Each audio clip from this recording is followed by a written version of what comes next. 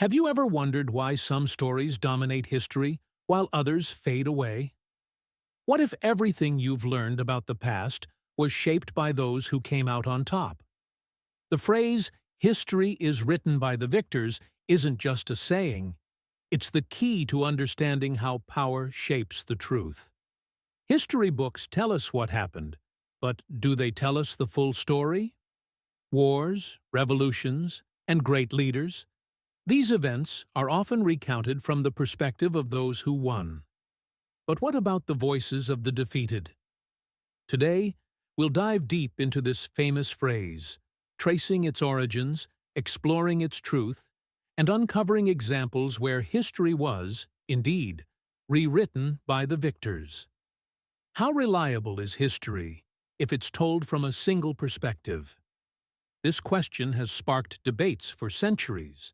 Can we trust the narratives that have been passed down, or are they biased accounts designed to glorify one side while silencing another? Let's break this down and see how much of our history is shaped by victory, and how much we might never truly know. 1. The origins of the phrase. Contrary to popular belief, history is written by the victors doesn't come from an ancient philosopher or historian. Its exact origins are unclear, but variations of the idea have appeared throughout history. Some credit Winston Churchill, while others argue it's a modern interpretation of an age-old truth. Regardless of its origins, the concept rings true. Those in power have the means to shape the narrative. 2. Case study. The Battle of Hastings. Take the Battle of Hastings in 1066, where William the Conqueror defeated Harold Godwinson.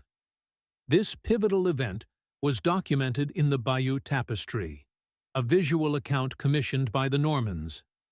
While it celebrates William's triumph, it paints Harold as weak and illegitimate. But was that the full story? What about the Anglo-Saxon perspective? We'll never know, as their accounts were overshadowed by the victor's version. 3. The role of propaganda. Victors often use propaganda to cement their version of events.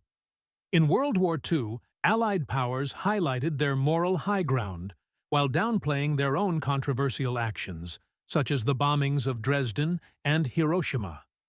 Meanwhile, Axis powers were villainized, ensuring their narratives held less weight in the global historical record. 4. Erasing the losers.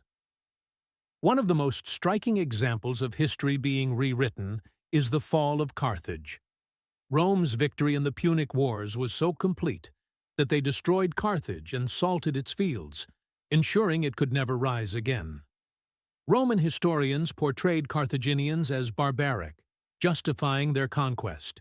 But without Carthaginian records, their side of the story remains a mystery. 5. Cultural bias in history. History isn't just shaped by victors. It's also influenced by cultural biases. Take the European colonization of the Americas. Indigenous perspectives were often erased or minimized, with settlers' narratives dominating the history books. The result? A skewed understanding of what really happened. 6. Revisiting the losers' stories. In recent years, historians have made efforts to recover the stories of the defeated. From the voices of indigenous peoples to the perspectives of enslaved individuals, these accounts challenge traditional narratives and provide a fuller picture of history.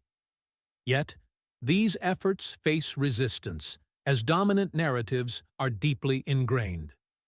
7. Why do victors rewrite history? Power and legacy are at the heart of this phenomenon.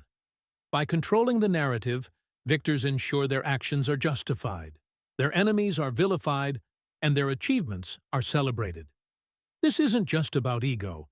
It's about maintaining control over how future generations view the past. 8. Modern examples of historical bias. Even today, we see history being shaped by those in power. In authoritarian regimes, leaders manipulate historical accounts to legitimize their rule. Meanwhile, in democratic societies, debates over monuments, textbooks, and historical interpretations reveal ongoing struggles over whose version of history is told. 9. Can history be objective? The idea of an objective history is idealistic. Every historian brings their own biases, and every source reflects the context in which it was created. However, by acknowledging these biases and seeking diverse perspectives, we can strive for a more balanced understanding of the past. 10. The power of perspective. Ultimately, history is about perspective. What we read, learn, and believe is shaped by the sources we have access to. By questioning these sources and seeking alternative viewpoints, we can uncover hidden truths and challenge the idea that history is solely written by the victors. The phrase, "history is written by the victors," highlights the need for critical examination. It's not just about what's documented, but also what's omitted. The stories of the defeated and marginalized are equally important. While history may often reflect the victors, we must question these narratives and explore diverse perspectives to uncover the complexities of the past. See history in a new light. Subscribe now or watch our next video.